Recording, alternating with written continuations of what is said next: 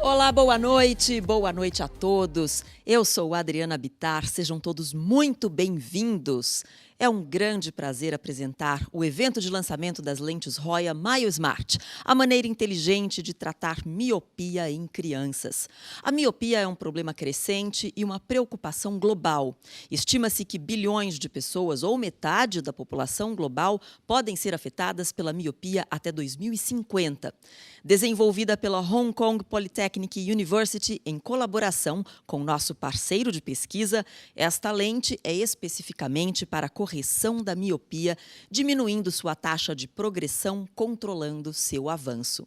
E para iniciarmos essa noite, vamos chamar a Renata Perdigão para a abertura oficial do nosso lançamento. Vem para cá, Renata! Boa noite, Adriana. Boa noite a todos. É com grande satisfação que recebemos a todos vocês no lançamento da MyoSmart no Brasil.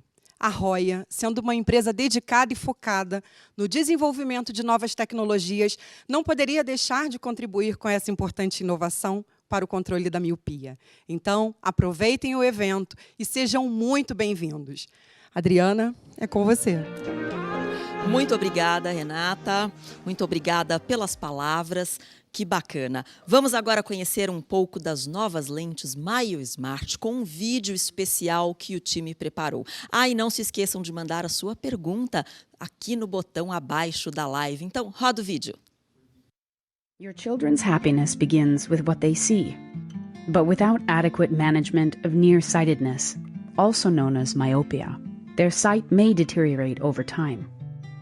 Myopia can lead to long-term vision problems. Don't let it limit your child's life.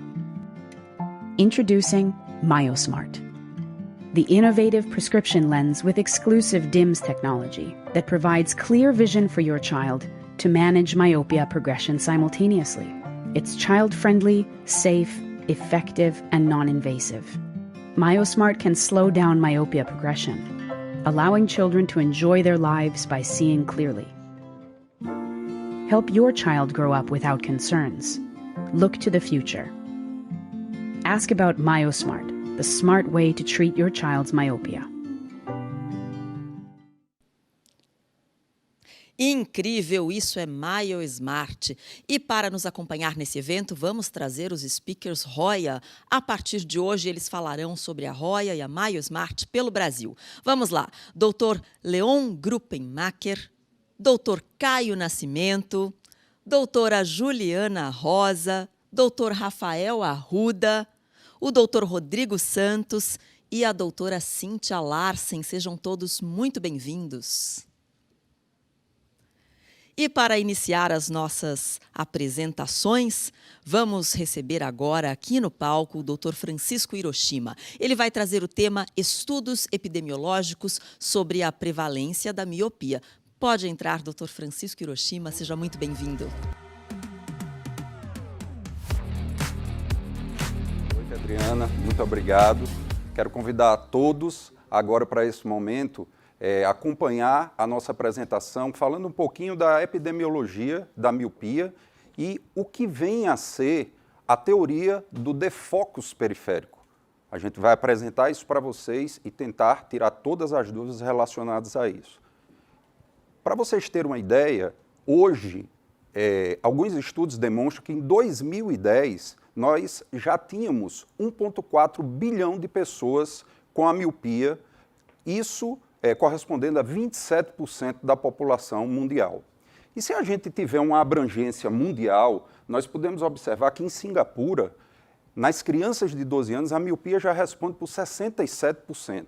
Se a gente for avaliar uma faixa etária maior de adultos jovens e adolescentes, em Hong Kong e em outros cantos como Coreia do Sul, a gente já vai atingir cifras bem maiores. O Ocidente, ele apresenta dados inferiores, mas a gente vai ver que também crescentes. Também na Austrália a gente pode observar números que também crescem e no Brasil em torno de 3 a 10% de acordo com alguns estudos. Essa revisão sistemática que contou com a meta-análise de 2016, ele apresenta o seguinte objetivo: fazer uma definição do que seria a tendência da miopia de 2000 até 2050. Se vocês observarem o gráfico, a gente vai ter o número de pessoas por cada década. E o que é que a gente observa? Essa linha amarela, alaranjada, são o número de pessoas com miopia no planeta. E o que vocês podem observar é um número ascendente, que seria a tendência por uma análise de 145 trabalhos dessa meta-análise. Falando-se de alta miopia, essa linha que vocês observam abaixo, essa linha vermelha, vocês chegam à conclusão que pessoas que têm mais de 6 graus de miopia ou um comprimento axial maior do que 26 milímetros de comprimento, elas podem chegar a 1 bilhão de pessoas em 2050. Se vocês analisarem as porcentagens, em 2050 a gente pode ter até 50% da população mundial portador desse erro refracional que é a miopia. Em outro gráfico, se a gente relacionar o número de pessoas agora pela faixa etária e pela prevalência, a gente vai ter uma curva em 2000 que apresenta essa elevação nas faixas etárias de adolescente e adultos jovens, isso para o ano de 2000, com uma curva de prevalência, como vocês podem observar no gráfico. E agora, se a gente plotar isso para o ano de 2050, nós vamos ter um gráfico que salta aos olhos e agora a curva de prevalência vai para valores que realmente nos surpreendem. Esse outro gráfico fez a seguinte análise. Ele queria saber como seria nos diversos locais distintos do planeta. E aí o que nós podemos observar é que, apesar dos países do Sudeste Asiático e Leste Asiático, a gente vê que mesmo aquelas populações que não apresentam estatísticas altas, têm curva ascendente se nada for feito como uma terapia para conter esse processo de avanço da miopia. Mas, Hiroshima, por que essa preocupação tão grande com esse avanço da miopia em relação às outras doenças, às outras ametropias? Porque a miopia elevada, a alta miopia, como a gente já falou, ela é responsável também por outros comemorativos que a gente sabe, como descolamento de retina, como degeneração miópica, resultado justamente dessa alta ametropia, e Yamada, no Japão, já chegou a relacionar uma estatística de 12,2% de cegos naquele país, de pessoas com deficiência severa, resultante da miopia. Mas, Hiroshima, por que o olho cresce? Em que época da vida ele cresce? Se vocês observarem, todo o nosso organismo ele cresce na vida uterina, e o olho não é diferente. Mas ele também continua a crescer na nossa infância. Mas como é que isso é controlado? Quando é que ele para? Então, se vocês observarem nesse gráfico, a gente vai ver que o crescimento normal do olho ele vai ocorrer na vida intrauterina, como vocês observam no gráfico, e também durante a infância. E como é que isso se dá? Eu tenho um comprimento axial com relação à idade, então ele vai subindo, ao nascimento tem em torno de 17 milímetros e no final da infância, em torno de 8, 10 anos, 24 milímetros e por aí ele fica até o final de sua vida. É para ficar. Então vamos voltar para a embriologia. Como é que isso se processa? Se vocês observarem esse corte no prosencéfalo, né, parece uma coisa estranha já para a gente a embriologia, mas ela explica muita coisa da miopia. O placóide cristaliniano é o tecido que sinaliza para que essa vesícula óptica cresça e invagine. Então, como vocês podem observar, existem sinalizadores moleculares que na embriologia determina com que essa vesícula invagine e o olho comece a crescer. Então, o cristalino ele é fundamental para o crescimento do olho na vida intrauterina. Muito bem, a criança nasceu e agora o crescimento pós-natal. Quem é que regula isso? Agora entra outro fator. Esse fator seria justamente um fator que regula esse crescimento depois que você nasce. E esse fator é justamente a luz, o estímulo luminoso. Então, depois que você nasce, fora aqueles sinalizadores moleculares, agora eu tenho o estímulo luminoso que, interagindo com a retina, com os seus componentes celulares, como células ganglionares e células amácrinas, agora eu tenho um estímulo que passa para as células da coroide e, por consequente, para a esclera, para os fibroblastos da esclera. E existem mediadores moleculares que relacionam todos esses tecidos, que é a dopamina, que já os estudos demonstram o seu grande papel nessa regulação. Muito bem, Hiroshima, então quer dizer que o olho cresce na vida intrauterina, ele continua a crescer na infância e eu tenho uma regulação agora de fatores moleculares, eu tenho agora o fator da luz, genéticos e ambientais. Então, se vocês observarem, o olho nasce com 17 milímetros e com um poder muito elevado na córnea e no cristalino, para poder colocar o foco mais próximo do plano retiniano. No entanto, não pode ser tão próximo, porque o padrão de hipermetropia vai estimular esse crescimento desse olho durante a infância. Então, um desajuste em todo esse arranjo de feedback que a gente vê vai determinar uma alteração no ponto em que a retina deixa de crescer e ser remodelada. Então, se a gente observa, vai ocorrendo todo esse ajuste. E o que é que a gente tem hoje quanto à teoria do defocus? Vários estudos animais, desde a década de 70, nos traz evidências de que, se eu coloco uma lente negativa na frente de um olho, levando o plano focal dela para trás do plano retiniano, eu vou ter um aumento desse olho, do comprimento axial desse olho. Da mesma forma, se eu coloco um anteparo difusor, ou seja, para alterar essa imagem que não chegue de forma satisfatória na retina, o olho também cresce em relação ao seu diâmetro axial. No entanto, se eu coloco lentes positivas agora, eu observo um efeito diferente. O que é que ocorre agora? Essa esclera, ela se espessa e a coroide também acompanha esse espessamento. Então, Hiroshima, o que é essa teoria do defocus periférico? Vamos lá. Imagine vocês que esse olho não seguiu aquele padrão que a gente explicou para vocês, ou seja, houve um descompasso no arranjo entre estímulos moleculares, estímulos luminosos e genéticos ou ambientais. E esse olho se tornou um olho míope. Então, se ele é um olho míope, a gente observa que ele tem um foco antes da retina.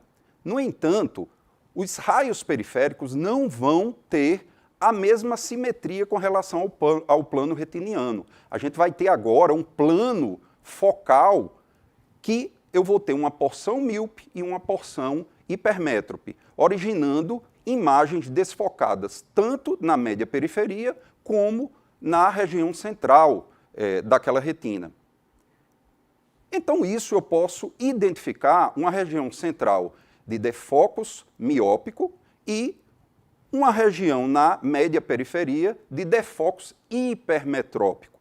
Se eu pegar esse olho e fizer um corte coronal, vocês podem observar aí na imagem, o que é que eu vou ter lá na retina dele? Eu vou ter um anel na média periferia de defocus hipermetrópico periférico. E o que é que isso vai determinar? Vamos observar. Se eu corrigir esse olho com uma lente convencional, que a gente sempre prescreve para os nossos pacientes, o que é que isso vai determinar nesse plano retiniano? Eu vou levar o ponto miópico para o plano retiniano, no entanto, eu aumento o defocus hipermetrópico periférico na média periferia. Então, eu vou deixar a imagem nítida na retina central, no entanto, na média periferia, eu vou continuar com ele desfocado. E lembram-se daquilo que a gente falou, da sinalização, da relação dos tecidos oculares, retina, coroide e esclera? É aí que isso vai entrar. Então, nós temos agora esse defocus em forma de uma área muito extensa, tomando agora até a região central, e isso vai ser estímulo para que a retina, a coroide e a esclera interajam através de sinalizadores e os fibroblastos comecem a remodelar e determinar que esse olho continue a aumentar o seu comprimento axial. E aí, quando isso ocorre, nós observamos que a gente volta para aquela primeira condição que eu falei para vocês. Agora, eu tenho uma região de defocus miópico no mesmo jeito central e um defocus hipermetrópico periférico na média periferia, tornando um ciclo vicioso. Ou seja, eu corrijo, eu agravo o defocus periférico, hipermetrópico, o olho cresce, eu corrijo e se transforma num ciclo vicioso. E aí nós temos esse quadro de visualização que o paciente experimenta. Nós trouxemos aqui para vocês algumas referências que vocês podem checar aí no QR Code, com a câmera de vocês, vai lá na tela, clica lá na leitura do QR Code, que vocês vão baixar todos os estudos que a gente utilizou aqui. E eu quero agradecer imensamente a Roya pelo convite. Adriana, agora é contigo.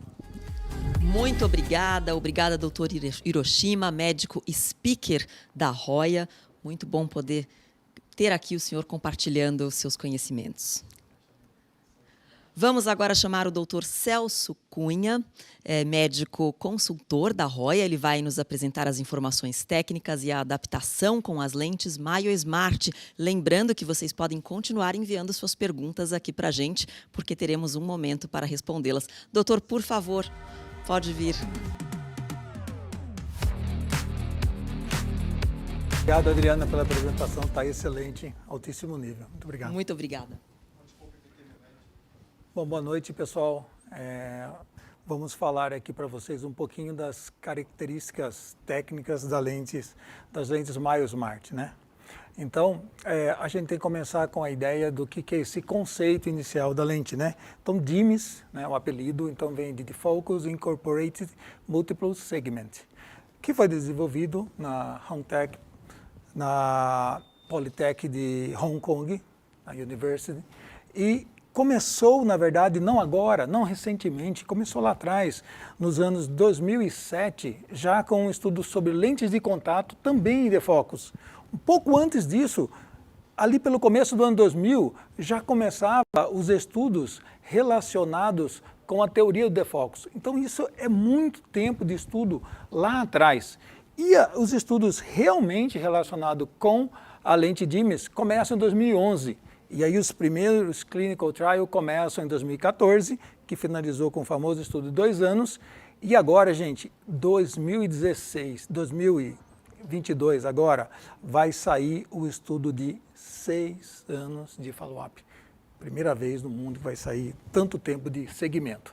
Muito bom. Então, o que tem de especial nessa lente? Então, essa lente DIMS ela é formada por uma área central livre de tratamento, que é a área onde tem a visão, a melhor visão de longe, né? Então 9,4 milímetros central, circulada, né, por várias lentículas, né, até 33 milímetros. Normalmente ali a gente tem 396 lentes, melhor dizendo, lentículas, se eu conseguir pegar toda essa margem num óculos de uma criança. Nem sempre vai conseguir pegar todas, né? E cada uma dessas lentículas tem um defocus de 3,5, que o Hiroshima já comentou com vocês da teoria. E cada uma dessas lentículas tem 1,03 milímetros. Como que isso, Celso, vai fazer o controle de miopia numa criança? Então, baseada exatamente nessa teoria moderna, que é a teoria do defocus, o que acontece? Você tem na área central uma focalização perfeita, tudo certo nessa área de não tratamento, mas na área de tratamento onde chega na média periferia, nós não temos mais o defocus hipermetrópico que o Hiroshima chamou a atenção. Agora nós controlamos ele. Com esse controle, a gente consegue ter a diminuição da progressão da miopia, principalmente nas crianças. Então vejam bem que nessa situação, com essa lente, Nós não entramos em contato com os olhos, não é lente de contato, não é ortoqueratologia. Eu não peguei um colírio que tem que entrar dentro do olho. Então, esse é um método inovador para o tratamento da miopia. É um método não invasivo, seguro e que os pais apreciam muito a ideia. Quando vocês tiverem a oportunidade de oferecer os tratamentos disponíveis para as crianças, não fique assustado deles aceitarem muito, assim, com muita calma, o uso do óculos, porque é normal, a criança vai usar óculos, é mais normal usar óculos do que usar colírio ou lente de contato. Então, não se assustem quando os pais aceitarem tranquilamente usar esses óculos. Muito bem, e como é a adaptação dessas crianças a essas lentes? Então, um estudo muito bem reportado no American Journal em 2020, mostra para a gente os detalhes, todos os detalhes técnicos que eles usaram para determinar como é que essas crianças aceitam ou não essas lentes. E observem que quando se fala somente de um cansaço visual, alguma coisa, olha aqui as crianças que usaram visão simples, ou seja, essas crianças não eram para sentir nada, mas reportavam alguma coisa, é o modo de como se tentou obter essas respostas. E o que mais chamou atenção é que essas crianças, na verdade, ou até a população adulta estudada, que é um grupo adulto, eles percebem alguma tontura, que é perceber essa área de tratamento e, além disso, percebe a área de defocus, que é a área do tratamento. E isso é importantíssimo, perceber essa área. Por quê? Porque é importante que essa criança mantenha o olhar bem em frente. Se ela consegue manter bem em frente o olhar, vai ter o melhor tratamento possível. Então isso é importante. Agora, eu quero chamar a atenção de vocês para isso aqui. Esses números um pouco maiores aqui podem chamar a atenção. Pô, mas por que DIMS aqui nesse grupo de adulto ficou tão alto esses níveis? Essa população aqui são residentes de oftalmologia. Ou seja, eles têm um pequeno viés, uma tendência de aumentar essa percepção, porque eles sabem o que está acontecendo. Diferente de uma criança que não sabe o que está acontecendo, coloca o tratamento, isso é o ideal. Agora, mesmo essas crianças aqui estudadas, observando-se tudo isso, elas, em 90% dos casos, sabendo-se dos benefícios que a lente ia ter, aceitaram fazer o tratamento e conseguiram seguir pelos 2 anos. E após seguirem os 2 anos, aliás, antes de entrar nisso, deixa eu mostrar para vocês, eu simulei para vocês aqui, peguei uma lente Maior Smart, coloquei em frente do optotipo, fazendo a visão 06, 20/30 aproximadamente. A hora que eu colocar na frente, vocês vejam o que a criança pode ver real. Tem -3, eu tenho que focalizar para pegar o foco lá, então eu estou agora na área normal, na área de tratamento. Então, dá para perceber que mesmo com a área de tratamento se mantém pelo menos 20/30 de visão, que pode ser uma visão útil para a criança, mas é lógico que na área central está 20/20, ela vai perceber essa área de tratamento, o que é bom que ela mantém nessa área central e fica mais eficaz do tratamento. E agora voltando nessa questão de 2 anos, então, esse estudo é muito importante para demonstrar para a gente que após 2 anos de tratamento, o que acontece?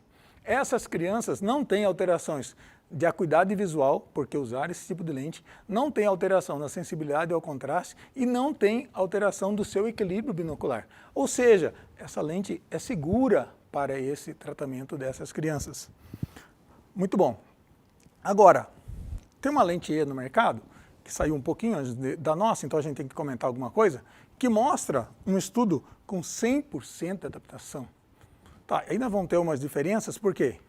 Ao invés de fazer uma entrevista pessoal e marcar tudo, como foi feito lá atrás, uma ligaçãozinha, um web chat, e aí eu mudo totalmente o questionário e a forma de perguntar. Então, não dá para comparar H com E, são coisas diferentes. Muito bom. E além disso, tem a questão metodológica, apenas, ao invés de ser uma revista de grande impacto, é apenas num congresso. Muito bom. Então, vamos voltar às características da lente, que é o que importa? Gente, a variação de poder, quanto vocês podem prescrever? 0 até 10 graus de miopia. Observe que quando eu tiver o cilindro, ele pode ir até 4, mas esse total não pode passar de 10. Ou seja, vou dar um exemplo para vocês para ficar bem fácil. Observe uma lente de -7 no direito, ok, está dentro do limite de 10, mas agora prescrevi uma -7 no olho esquerdo, com -4 de astigmatismo, somei 11, não vai dar. Não vai conseguir fazer essa lente para ser MyoSmart. Muito bom. Agora, será que eu vou ter que dar algumas orientações para os pais sobre armações? É legal, é interessante, porque essa armação tem que ser segura para a criança. Então a gente tem que evitar armações que sejam de 3 peças, né? Ou armações que tenham fio de nylon para fazer o suporte inferior ou superior dessa armação. Preferir armações inteiras, né? Armações completas. Essas armações vão ser mais seguras. Agora, o ideal é que centralize o mais próximo possível da região central, para que essa área de tratamento consiga ficar mais eficaz. Observe que a área de tratamento nessa situação está aqui e os olhos estão em cima. Tá? Então, o ideal é que ficasse mais centralizada. Por isso que nem todas as óticas estarão disponíveis para fazer isso. Por quê? Vai precisar ter alguns equipamentos como esse para poder fazer a centralização o mais perfeita possível dessa lente, para que ela possa ser o mais eficaz no seu tratamento. Muito bem. E devemos evitar armações menores que 25 milímetros na sua altura, para que não possam cortar grande área do tratamento, que é importantíssimo, né? Muito bom.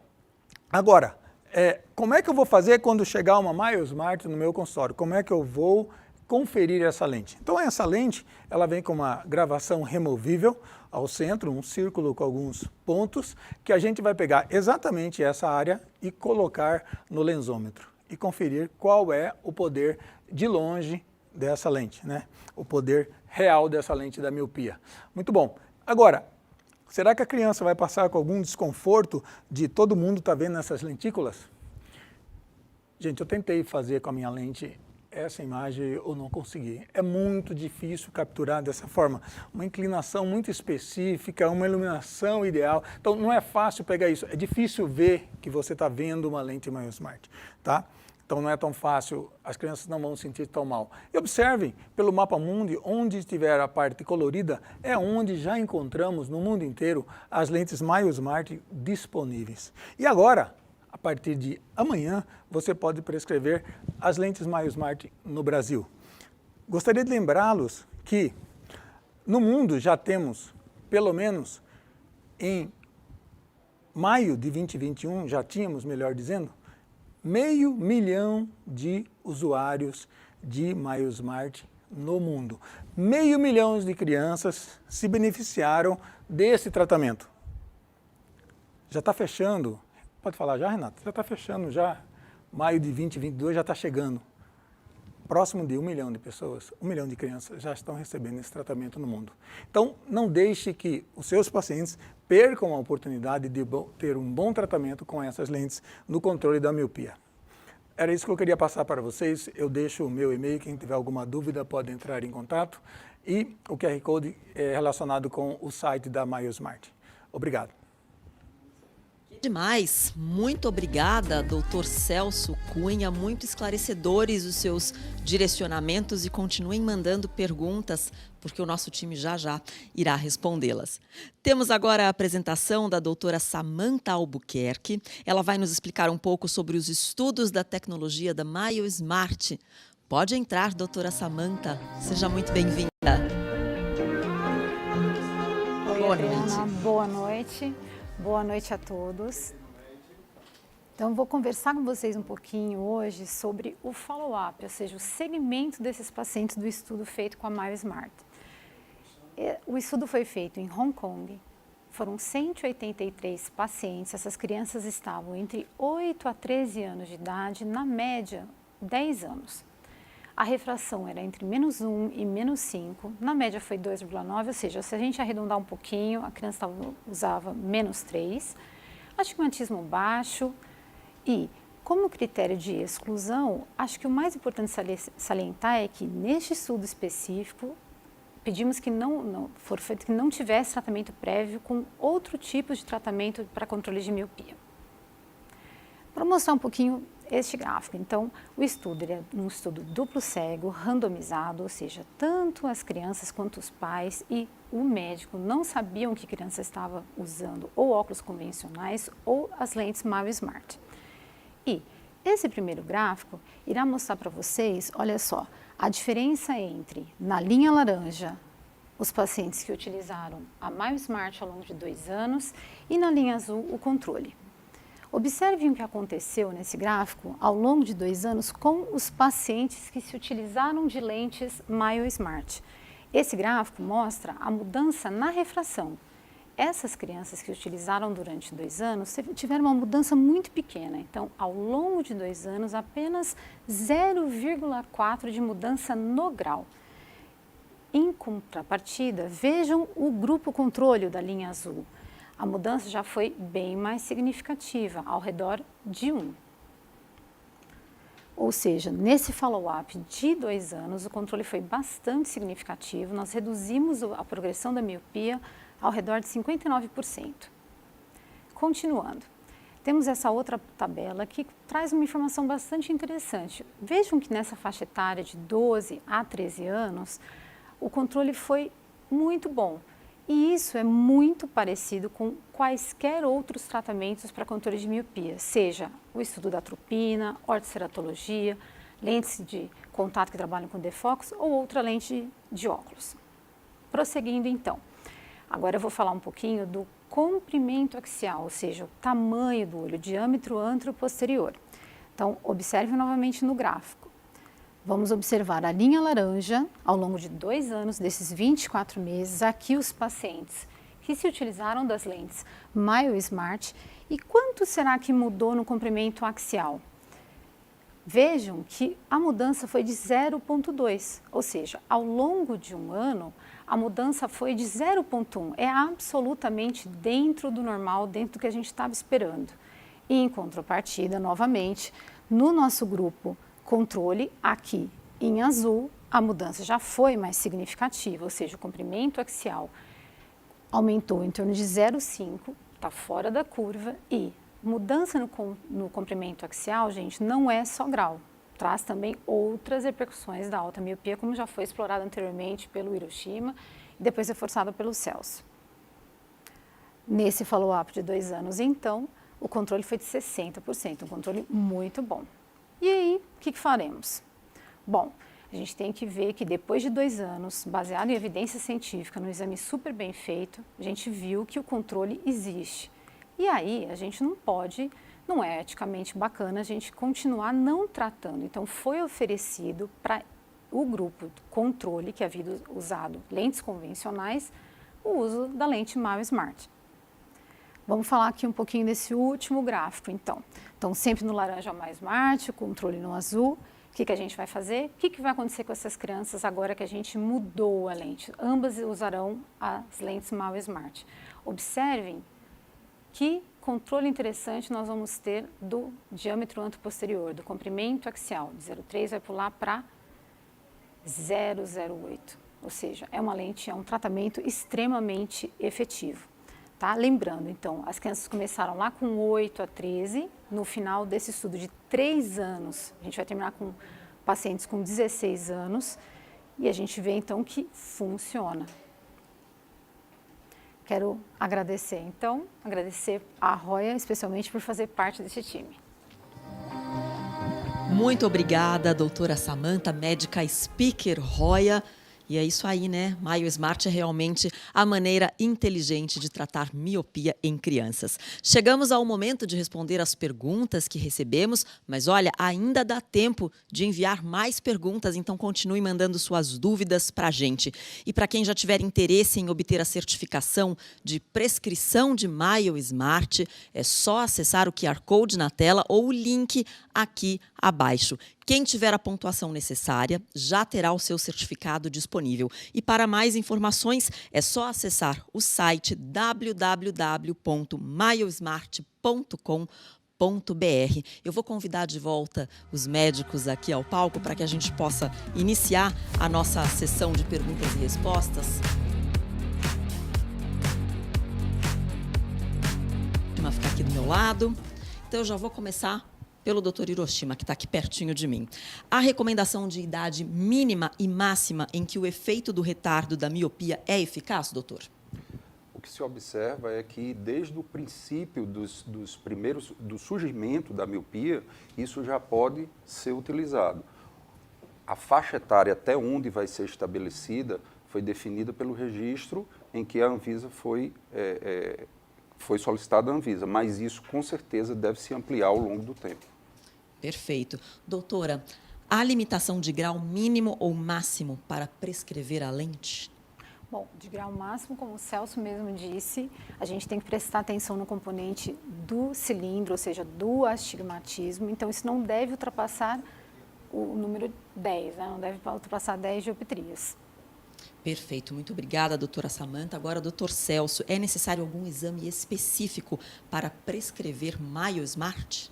Então, assim, você pode prescrever baseado em algumas informações. É importante, por exemplo, que você observe que a miopia está progredindo e vamos supor que nessa situação que você observou, o ideal seria você acompanhar com uma biometria.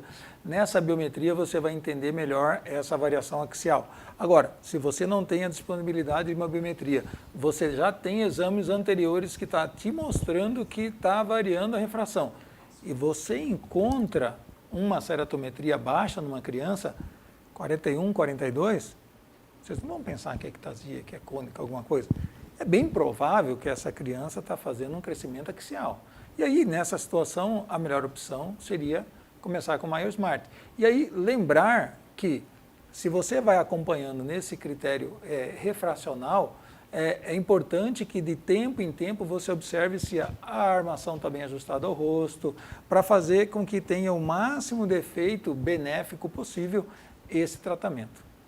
Perfeito. Doutor Hiroshima, uma pergunta para o doutor. Podemos associar as lentes ao uso de atropina baixas doses? Já existem trabalhos com a associação? Como a gente mostrou nos gráficos, né, o futuro é a combinação de terapias, né? Então, isso sim pode ser utilizado, né? E existe já estudos sim em andamentos para isso também.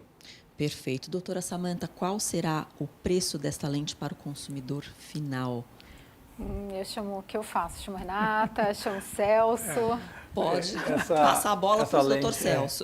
Vou passar essa bola. Será comercializada por 1.960. A ideia do preço final para as óticas passar para o consumidor vai girar em torno desse valor. Perfeito. Doutor, então eu volto com você. Já que a tecnologia de controle é baseada na teoria do defocus, até que idade seria indicado a prescrição de Maio Smart? Uma pergunta que chegou aqui para a gente.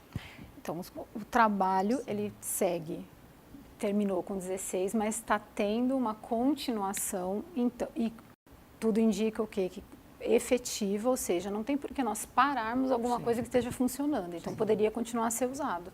E chegou mais de uma pergunta com relação a isso da idade limite para que se use em adolescentes. Qual o protocolo para o uso das Maio Smart para as crianças que estão em uso de atropina? Vou voltar nesse tema porque a pessoa pergunta o seguinte: interrompe a atropina ou continua com as duas formas de tratamento? Não, a atropina, não existe protocolo para o uso concomitante dos dois. Existe o protocolo para o uso da Maio Smart e também existe o protocolo da atropina. Mas uma terapia não isenta o uso da outra. Perfeito. Doutor Celso, a biometria deve ser repetida em quanto tempo? Então, se eu avalio a criança 6 meses depois e eu estou tendo um controle refracional, eu posso aguardar ela chegar a 1 ano e fazer essa nova avaliação dessa biometria. Então, nessa situação, a biometria seria anual. Mas, por outro lado, se você tiver uma criança que você avaliou, e depois de 6 meses, ela já teve uma variação de 0,50 em seu poder dióptrico, você vai concordar comigo que é provável que ela vai ter depois de 1 ano, talvez uma variação de 1. E essa variação de 1 vai dar um aumento muito significativo se for relacionado com o crescimento axial. Nessa situação, em 6 meses, já tem que se repetir essa biometria. Perfeito. Doutora Samanta, a criança enxerga desfocado quando olha para cima ou para baixo? Sim, um pouco desfocado, e esse é o objetivo, justamente como o Celso frisou. Se ela enxerga um pouquinho desfocada, ela volta para a parte central, ou seja, o que está na mácula vai estar focado e a parte toda da periferia que a gente quer que fique desfocado para justamente não estimular o crescimento. Então, sim, se ela olhar fora, e esse é o objetivo do tratamento, para ela fazer olhar para o lugar certo. Excelente. Doutor Hiroshima, está indicada para todas as crianças com miopia como selecionar esse paciente? Existem critérios para isso que você vai observar Cada caso é um caso, você tem que ver a progressão. Uma coisa muito importante para a gente tem que deixar aqui, claro, é que você tem que definir que tipo de miopia é essa. Você tem que afastar as causas de miopias que não sejam axiais decorrente do que a gente está falando aqui do defocus. Então, uma vez você percebendo que a criança está saindo daquele controle que a gente mostrou do que seria o natural, aí está indicado você entrar com a prescrição da lente, como nós falamos aqui. Perfeito. Doutor Celso, quando as lentes estarão disponíveis em óticas para comercialização? Então, já tivemos o lançamento para as óticas realizado ontem. Então, praticamente 2, 3 dias já vão ter nos sites a disponibilidade de quais óticas poderão trabalhar com as lentes SmileSmart e a partir disso já pode os clientes procurarem essas óticas e fazerem as suas medidas de centralização e tudo mais para que possa ser fornecidas as lentes para essa criança. Muito obrigada. Eu quero agradecer a presença aqui do Dr. Hiroshima, da doutora Samantha, do Dr. Celso, nesse nosso momento aqui de perguntas e respostas. Infelizmente, o nosso tempo terminou. Muito obrigada, doutores. Em nome da Roya, agradecemos a participação de todos. Foi um grande prazer compartilhar conhecimento com vocês em uma noite tão especial. Uma ótima noite a todos. Tchau.